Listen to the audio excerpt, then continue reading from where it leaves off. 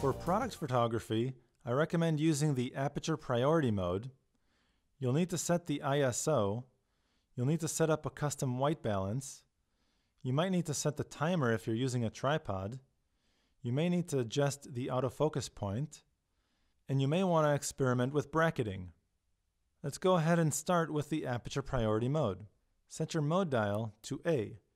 This will allow you to set the aperture while the camera sets an appropriate shutter speed. The aperture is down here in yellow. Change this setting by using the rear dial.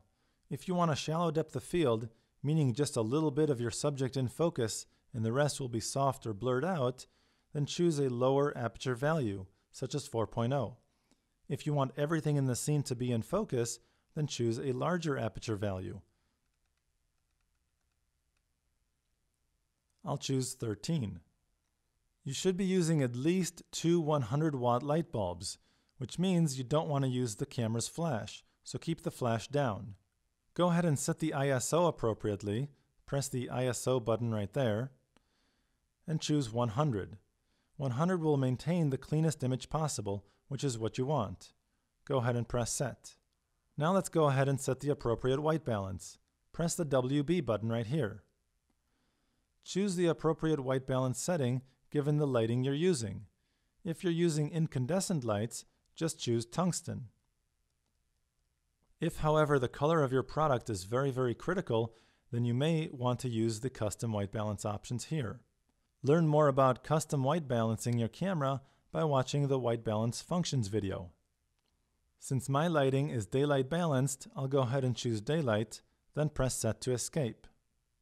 With product photography, it's a good idea to use a tripod, and if you don't have a remote release cable, then you want to set the timer function.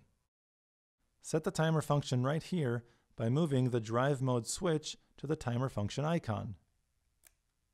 Now press the quick menu button to access the timer function menu item right here. Set this to 2 seconds. What that will do is allow you to release the camera, giving it a chance to stop shaking before the image is captured. Press the quick menu button or the set button to escape. Now if you are using a tripod, you probably will not be able to move the camera around easily in order to place the focusing brackets over the subject.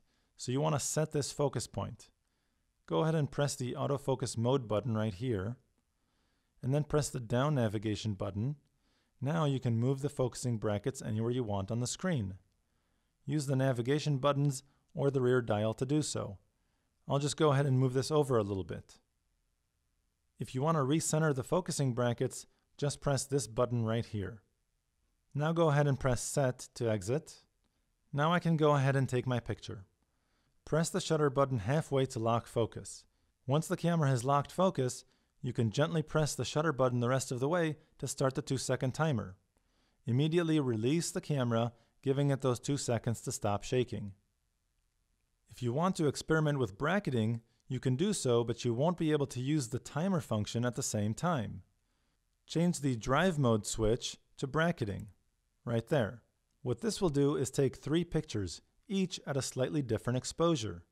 Go ahead and press the quick menu button and move over to the bracketing option, and you can choose to take 3 pictures. Each picture will be a difference of 1/3 of a stop exposure, or 2/3 of a stop exposure, or you can take 5 pictures, or even 7 pictures. In most cases, I find that taking only 3 pictures with a 2/3 of a stop exposure difference is usually just fine. Press Set to exit, and now I'll press my shutter button to take the first picture. You can see the bracketing icon is blinking, indicating that I'm in the bracketing mode. Go ahead and press the shutter button again to take the second picture, and a third time to take the third picture. Now the bracketing icon has stopped flashing. If I go to the playback mode, you can see that the last picture is brighter, the middle picture is the darkest, and the first picture is at a balanced exposure.